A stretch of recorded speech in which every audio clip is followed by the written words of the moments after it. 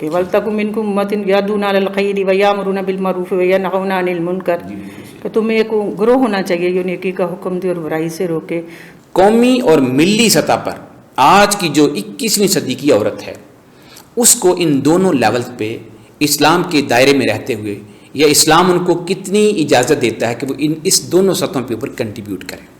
اللہ تعالیٰ فرماتے ہیں وَعَاشِرُهُنَّ بِالْمَعْرُوفِ خواتین کے ساتھ جو ہے بہترین سلوک کرو۔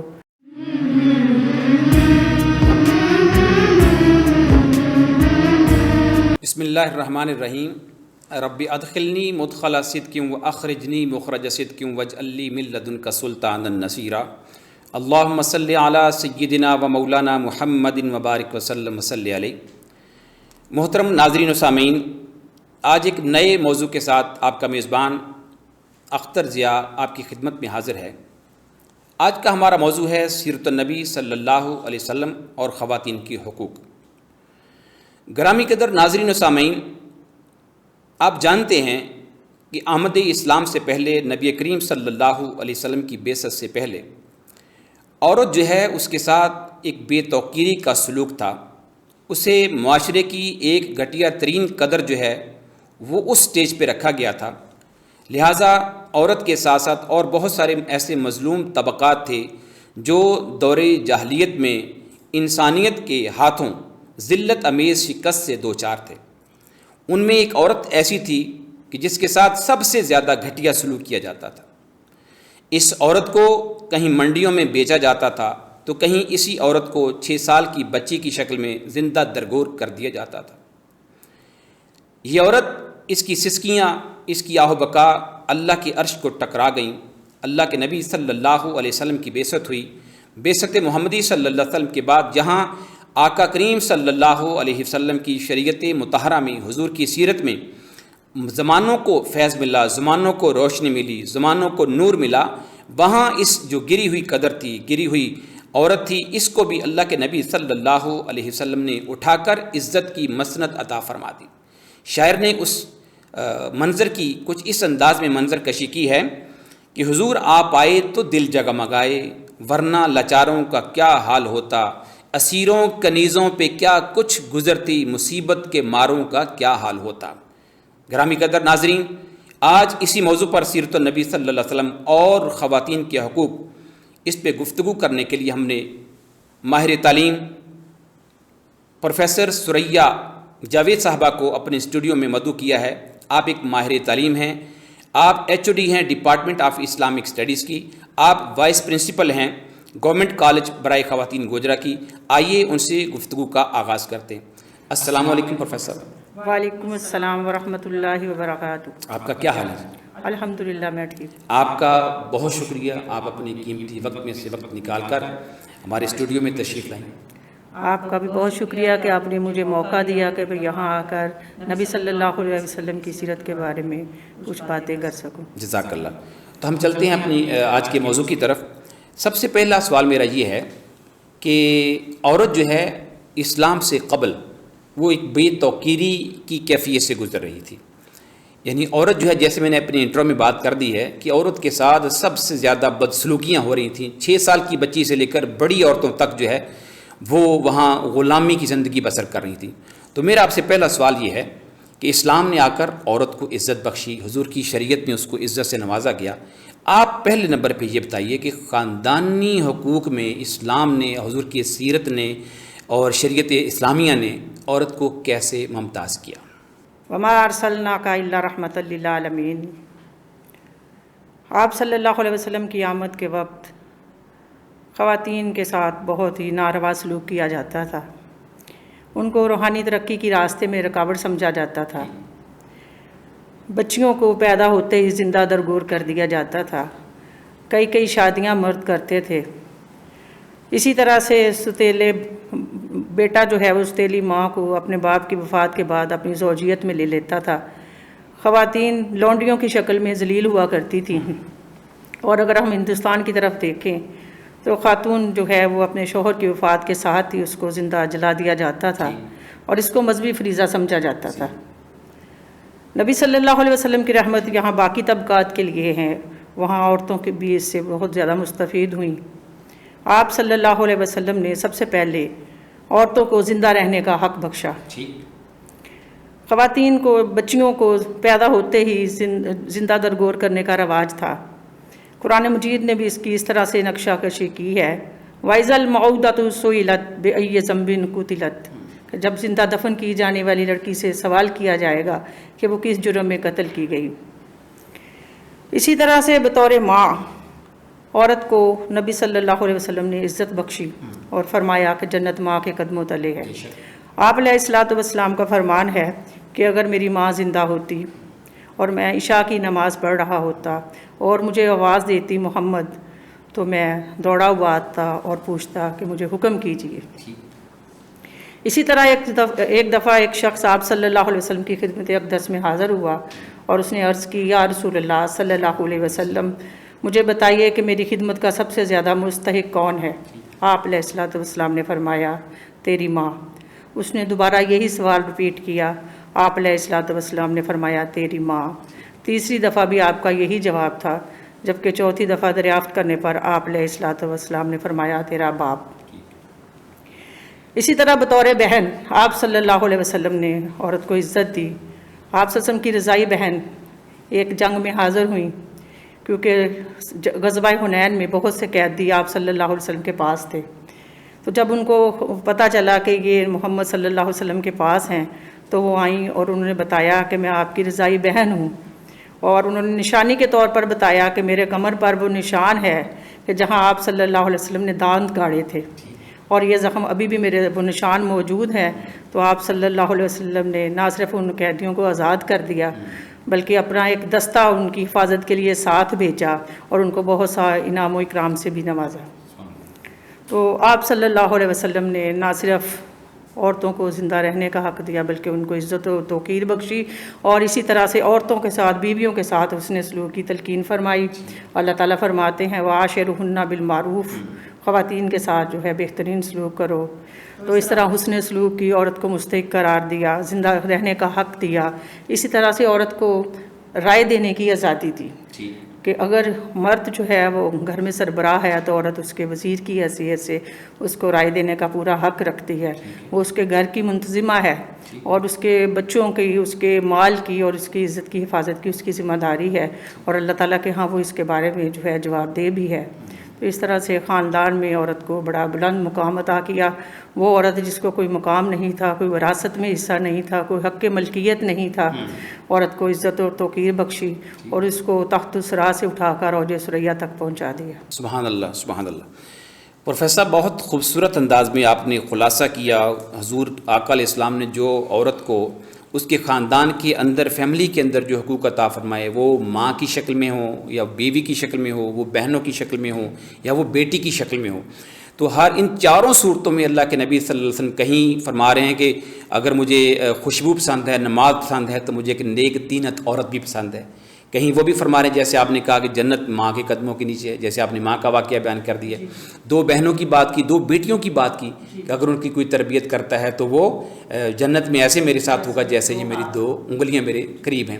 الحمدللہ بہت خوبصورت انداز میں آپ نے ماشاءاللہ عورت کے خاندانی حقوق جو ہیں سیرت النبی صلی اللہ علیہ وسلم کی روشنی میں ہمارے سامنے رکھے۔ ہم دیکھتے ہیں معاشرہ جو ہے، مرد اور عورت جو ہے وہ دونوں اس کی اکائیاں ہیں، دو اکائیاں ہیں جو معاشرے کے ارتقاء میں اپنا اپنا حصہ ڈالتے ہیں اور سفر کو آگے بڑھاتے ہیں۔ معاشرتی طور پر بھی اسلام نے حضور کی سیرت میں، قرآن میں اور حدیث میں بہت سارے حقوق عطا کیے گئے ہیں عورت کو۔ تو اگلا سوال میرا آپ سے یہ ہے کہ معاشرے کی ارتقاء میں اس کو پائے تکمیل تک پہنچانے کے لیے، ان مقاصد کو حاصل کرنے کے لیے جو کہ اللہ تبارک و تعالیٰ نے انسانیت کے لیے متعین کیے ہیں، اس میں عورت کے جو معاشرتی حقوق اس سیرت میں بیان کیے گئے ہیں، اسلام نے دیے، وہ کون سے ہیں؟ ہاں جی، معاشرتی حقوق میں سر فہرست اس کو نکاح کا حق ہے۔ ٹھیک ہے، اسلام نے عورت کو نکاح کا حق دیا، نہ صرف نکاح کا حق دیا بلکہ اس کی ترغیب دلائی۔ آپ صلی اللہ علیہ وسلم نے فرمایا، نکاح من سنتی فمن راغب عن سنتی فلیس منی، نکاح میری سنت ہے، جس نے اس سے منہ موڑا اس کا مجھ سے کوئی تعلق نہیں۔ اسی طرح جو بیوہ عورتیں ہیں ان کی نکاح کی بھی قرآن پاک نے تلقین کی، وَأَنكِحُوا الْأَيَامَ مِنكُمْ، کہ وہ مرد اور وہ عورتیں جن کے نکاح نہیں ہوئے ان کے نکاح کر دیا کریں، خواہ وہ کمارے ہوں یا رنڈوے ہوں یا بیوہ ہوں۔ تو اس طرح معاشرے کو پاکیزگی عطا فرمائی۔ نکاح کا حق دیا عورت کے لیے، عورت کو اس کو رضامندی کا حق دیا کہ نکاح کے لیے اس کی رضامندی ضروری ہے۔ اسی طرح سے نکاح کے بعد عورت کو مہر کا حق عطا کیا جو کہ اس سے پہلے نہیں تھا، اور یہ عورت کی بڑی توقیر اور اس کی عزت ہے، اور اس مال کی عوض جو ہے اس کو زوجیت کے حقوق حاصل ہوتے ہیں، اور مہر کا رقم نہ اس کا شوہر اس سے لے سکتا ہے، نہ اس کی ساس سسر اس سے چھین سکتی ہے، نہ اس کے ماں باپ اس سے لے سکتے ہیں، وہ جس طرح چاہے اس کو صحیح طریقے پر خرچ کرنے کی حق حاصل ہے اس کو۔ اور اسی طرح سے مہر کا جو ہے اس کو حق دیا گیا، اور سب سے بڑا حق اس کو یہ دیا گیا کہ جہاں اس کی شادی ہو گئی ہے، نکاح ہو گیا، حق مہر کا مسئلہ طے ہو گیا، اس کے بعد یہ ہے کہ اگر اس کی انڈرسٹینڈنگ کسی وجہ سے نہیں ہوتی، اس کے حقوق زوجیت ادا نہیں ہو رہے، یا اس کو نان و نفقہ نہیں مل رہا، تو اس کو خلا کا حق دیا جو اسلام سے پہلے عورت کو حاصل نہیں تھا۔ خلا کا مطلب ہوتا ہے اتار دینا۔ تو قرآن مجید میں فرمایا گیا ہننا لباس لکم وانتم لباس لہن، وہ تمہارے لیے لباس ہیں، تم ان کے لیے لباس ہو۔ تو گویا خلا کی صورت میں وہ لباس جو ہے نکاح کا وہ اتارنے کی جو ہے ایک قسم ہے، اور عورت اگر دیکھتی ہے کہ وہ اپنے شوہر کے ساتھ اس کا گزارا بہت مشکل ہے تو وہ کھلا لے سکتی ہے۔ اسلام نے اس کو یہ حق دیا ہے، اور اس کے بدلے میں اگر وہ مہر کی رقم جو شوہر مطالبہ کرے تو وہ واپس دے کر اس سے اپنی جان چھڑا سکتی ہے۔ ٹھیک ہے، شکریہ پروفیسر صاحبہ، آپ نے معاشرتی حقوق جو ہیں وہ عورت کے بڑی ہی شاندار طریقے سے بیان کیے۔ یہ معاشرہ جو ہے، یا بلکہ گھر بھی جو ہے، وہ فائنینس کے بغیر نہیں چلتا، اس میں فائنینس جو ہیں وہ ایک کی رول ہے ان کا۔ یعنی آج ہم نے کچن بھی چلانا ہو تو اس میں بھی ہم ایک بجٹنگ کرتے ہیں۔ تو میرا آپ سے اگلا سوال یہ ہے کہ اسلام جو ہے وہ نہ تو دولت زیادہ کمانے سے منع کرتا ہے، ہاں اس کے خرچ کا جو طریقہ کار ہے اسلام اس کو جائز طریقوں پہ مصرف جو ہے اس کے مصارف ان کے جائز طریقوں پہ لگانے، جائز جگہوں پہ خرچ کرنے کا حکم دیتا ہے، اور جو خلاف شریعت ایسے امور ہیں ان سے وہاں پہ دولت لٹانے سے اسلام منع کرتا ہے۔ تو میرا آپ سے سوال یہ، اگر ہم اوائل میں دیکھتے ہیں تو اسلام نے ایسی کوئی پابندی عورت پہ نہیں لگائی جس سے وہ اپنے معاش کو کمانے کے حوالے سے اس کو ایک انفرادیت حاصل ہو یا اس کو ایک امپاورمنٹ دی گئی ہو۔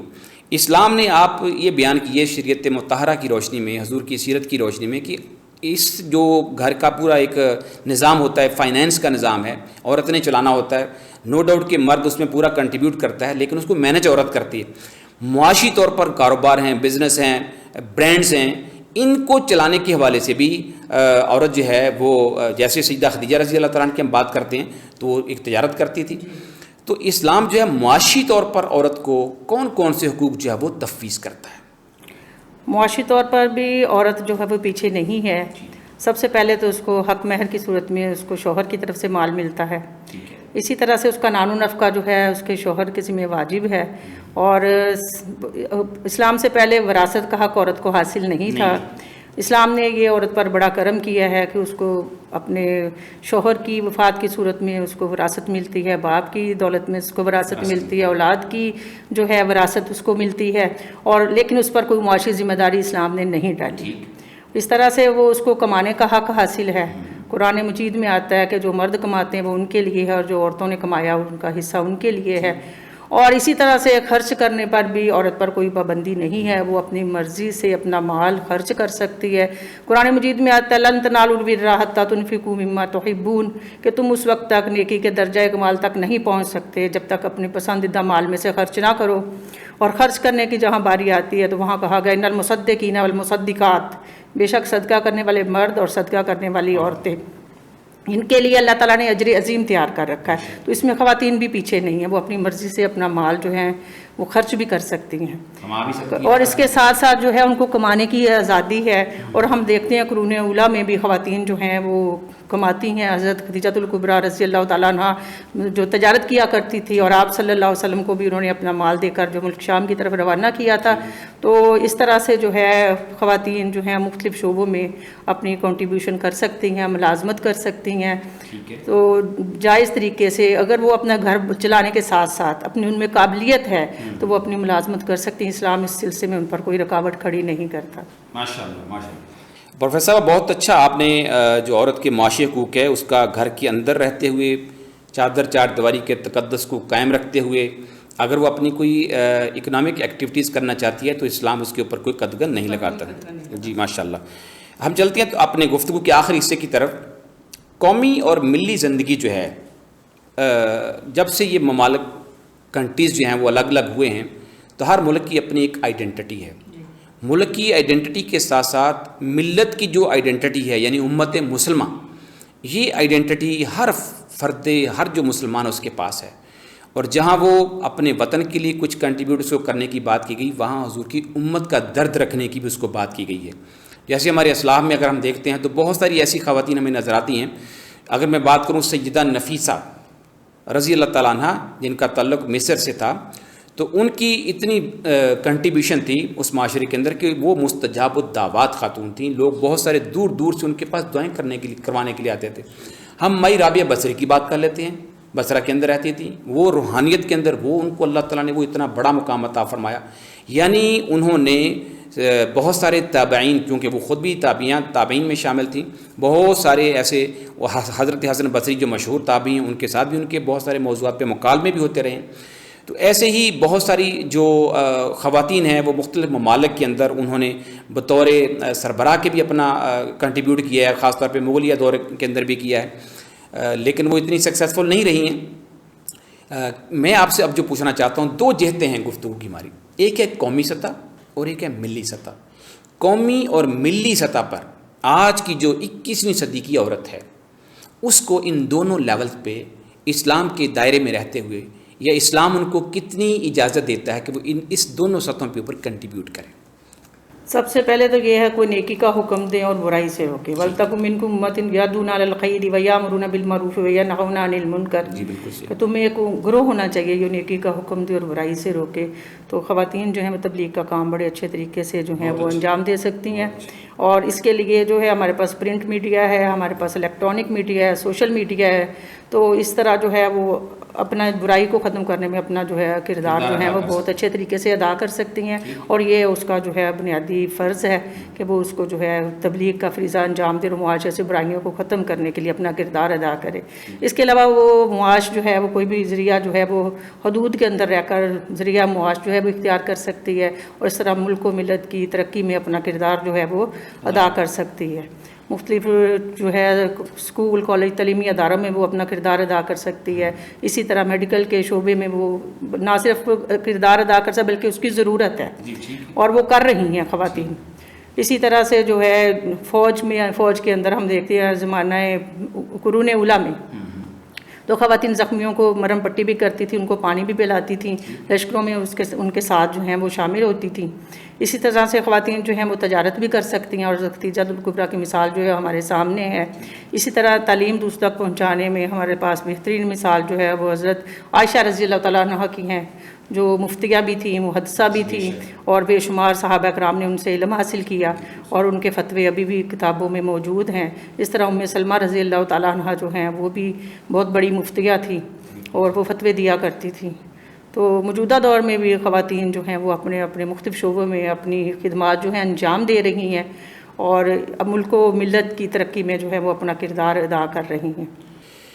پروفیسر صاحب، جہاں آپ نے یہ بات کی ہے الحمدللہ ماشاءاللہ خوبصورت انداز میں آپ نے یہ سوال کو آنسر کیا ہے کہ قومی سطح کے جو ادارے ہیں، جیسے آپ نے بھی تعلیم کی بات کی ہے، آپ نے ہیلتھ کی بات کی ہے، لا کا ڈپارٹمنٹ ہے، ٹھیک ہے، ایسے ہی اور جوڈیشری کی بہت ساری اور قسمیں ہیں جن میں وہ عورت اپنا کنٹریبیوٹ کر سکتی ہے. اسی طریقے سے جو ہماری پبلک کی اور دیگر ادارے ہیں ان میں بھی وہ اپنا کنٹریبیوٹ کر سکتی ہے. ملی اعتبار سے آپ نے تبلیغ کو موضوع بنایا، نرسنگ کی آپ نے بات کر دی. یعنی یہ سارے شعبے جو ہیں یہ کوئی نئے نہیں ہیں. یعنی اگر ہم ماضی کو دیکھتے ہیں تو کہیں نہ کہیں کسی نے جتنے اس دور کی ترقی تھی اس حوالے سے عورتیں کنٹریبیوٹ کر رہی تھیں حضور کے دور میں. یعنی کتنی عورتیں جو حضور کے ساتھ سفر کرتی تھیں، صحابہ کرام کی بیگمات بھی جاتی تھیں. آقا علیہ الصلوۃ والسلام کی ازواج مطہرات کی باری ہوتی تھی کہ بھی اس سفر میں آپ لوگوں نے جانا، اس سفر میں آپ نے جانا، تو حضور ٹریولنگ بھی ان کو اپنے ساتھ کرواتے تھے. تو یعنی اس حوالے سے اسلام کوئی پہلی اسلام کی جو شرط ہے وہ اس کا چادر اور چادرواری کے ساتھ ساتھ جو اسلام نے ایک شرعی پردہ اس کو دیا، اس کے اندر وہ ہر مثبت کام جو ہے جس سے امت کی بھلائی ہو، قوم کی بھلائی ہو، وہ کر سکتی ہے. پروفیسر صاحب، آخری ہمارا گفتگو کے ہم آخر پہ پہنچ گئے اور آخری سوال ہے، لیکن وہ سوال ایک ایسی کیفیت ہے جو اس وقت قوم کو ایک بخار کی شکل میں، وہ بخار میں مبتلا کر رکھا ہے نوجوان نسل کو خاص طور پہ، اور وہ جو فضا ہے وہ قائم کرتا ہے مغرب کی NGOs کی. وہ آپ بھی جانتی ہیں کہ اس وقت جو 8 مارچ جیسے 8 مارچ آتا ہے تو اس موقع پہ ایک عجیب و غریب ملک میں فضا پیدا کر دی جاتی ہے. ایک سلوگن ایسا عجیب و غریب اس قوم کو دے دیا گیا، میرا جسم میری مرضی کے نام پہ. اور اس کے ساتھ ساتھ اسلام نے جی عورت کے ساتھ جو ہے وہ امتیازی سلوک کر رکھا ہے اور عورت کو آزادی چاہیے. یعنی ایسے یہ ایک بیہودہ قسم کے سلوگنز جو ہیں وہ ہماری نوجوان بیٹیوں کے سامنے پیش کیے جاتے ہیں کہ جس میں تقریباً کچھ 3-4 سال سے وہ جو بیہودگی ہے، وہ جو کلچر ہے، اس کو پروموٹ کرنے کے لیے ہماری سڑکوں پہ بڑے بڑے شہروں میں ایک عجیب و غریب فضا جو ہے وہ پیدا ہو چکی ہے. تو میرا آپ سے سوال یہ ہے کہ آپ کیا سمجھتی ہیں، کیونکہ آپ ایک خاتون ہیں، اسلام عورت کو کہاں تک آزادی دیتا ہے، کتنی آزادی دیتا ہے، کس چیز کی آزادی دیتا ہے؟ یہ جو عورتیں یا بیٹیاں ایک ورگلاہٹ کا شکار ہو کر ان ایسی عورتوں کے پیچھے لگ کے ان سڑکوں کے اوپر آ کے ایسے سلوگن یا کتبے اٹھا کے پھرتی ہیں اور وہ آزادی مانگ رہی ہیں، وہ آپ بطور عورت، بطور خاتون کیا سمجھتی ہیں اس کے پیچھے مقاصد کیا ہو سکتے ہیں؟ یہ اصل میں مغربی ایجنڈے کے پیچھے کام کر رہی ہیں. ان کو فورن فنڈنگ ان کی ہوتی ہے اور ان کا مقصد یہ ہے کہ عورتوں کو گھروں سے نکال کر اس ملک کے معاشرتی اور خاندانی نظام کو تہس نہس کر دیا جائے اور اس کے نتیجے میں جو خاندانی نظام ہے اور اس کی جو عفت و عصمت ہے عورت کی وہ ختم ہو جائے. مغرب نے اس کا تجربہ کر کے دیکھ لیا ہے.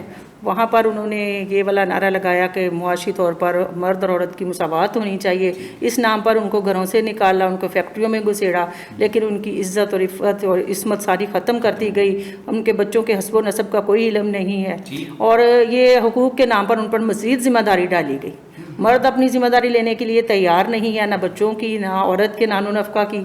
تو یہ جو آزادی ہے اس کو ہمارے ملک میں، ہمارے معاشرے میں وہ رائج کرنا چاہتے ہیں تاکہ ہمارا خاندانی نظام جو کہ پاکیزگی پر مبنی ہے، جس کی وجہ سے معاشرہ جو استحکام حاصل کرتا ہے اور وہ مقاصد حاصل کیے جاتے ہیں جو قوم اور جو ملک کو ضروری ہوتے ہیں، جو ہمارے دین کو ضروری ہے، جو ہمارے معاشرے کو جن اقدار کی ضرورت ہے، وہ ایک خاندانی نظام کے اندر رہ کر ہی حاصل کیے جا سکتے. تو یہ جو مادر بدر آزادی ہے یہ اس جو استحکام کو ختم کر دے گی اور اس طرح ہماری جو خاندانی نظام ہے وہ تہس نہس ہو جائے گا. تو ان کا مقصد معاشرے میں بے حیائی کو پھیلانا ہے اور خواتین کو جو ہے اس نظام کو ختم کرنا جو اللہ تعالیٰ نے ہماری فطرت کے مطابق بنا کر ہمیں دی ہے. الحمدللہ. پروفیسر صاحب بہت شکریہ، آپ نے اتنی خوبصورت انداز میں اپنی گفتگو سیرت النبی جی پروگرام کے آخر میں میں یہی کہوں گی کہ اللہ تعالیٰ نے جو عورت اور مرد کے جو حقوق میں توازن رکھا ہے، ان کے اختیارات میں جو ایک اعتدال رکھا ہے اور خواتین کو جو خاندان میں عزت اور وقار بخشا ہے اور خواتین کو معاشرے میں جو استحکام دیا ہے وہی ہمارے لیے درست ہے، وہی فطری ہے، وہی صحیح ہے. کیونکہ اللہ تعالیٰ نے فرمایا لقد کان لکم فی رسول اللہ اسوۃ حسنہ، کہ تمہارے لیے اللہ کے رسول صلی اللہ علیہ وسلم بہترین نمونہ ہے. اسی میں ہماری نجات ہے اور اسی میں ہماری دنیا اور آخرت کی فلاح مثمر ہے. بہت شکریہ پروفیسر صاحب، بہت شکریہ، جزاک اللہ. آپ ہمارے پروگرام میں تشریف لائیں اور آپ نے اتنی خوبصورت گفتگو سیرت النبی صلی اللہ علیہ وسلم کی روشنی میں خواتین کے حقوق جو ہیں اس حوالے سے ہمارے ناظرین کے سامنے رکھی. بہت شکریہ جی آپ کا. محترم ناظرین، یہ تھیں ہمارے درمیان پروفیسر ثریا جاوید صاحبہ جو ماہر تعلیم ہیں اسلام کا، ماشاءاللہ ان گہرائی میں جا کے انہوں نے اس کا مطالعہ کیا ہے اور آج ہمارے سامنے وہ اسلام کی عورت کو دیے ہوئے مختلف جو حقوق ہیں اس حوالے سے وہ ماشاءاللہ گفتگو فرما رہی تھی. ناظرین گرامی قدر، آخر پہ جو گفتگو ہوئی وہ یہی ہے کہ مغرب کو ایک لمحے کے لیے بھی جو چیز ٹالریٹ مغرب نہیں کر رہا وہ ہمارا خاندانی نظام ہے.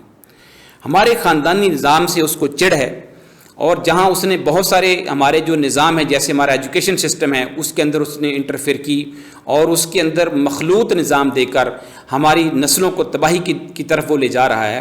ایسے ہی سودی نظام دے کر ہماری معیشت کو وہ تباہی کی طرف لے جا رہا ہے.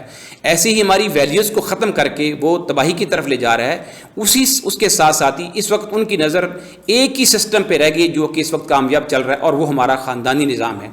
اس خاندانی نظام کے پیچھے بہت ساری NGOs کام کر رہی ہیں جو اسی ایجنڈے پہ کھڑی ہیں کہ اسلام کے اس ख़ानदानी निज़ाम को किसी न किसी तरीके से तहो बाला किया जाए, तबाह व बर्बाद किया जाए।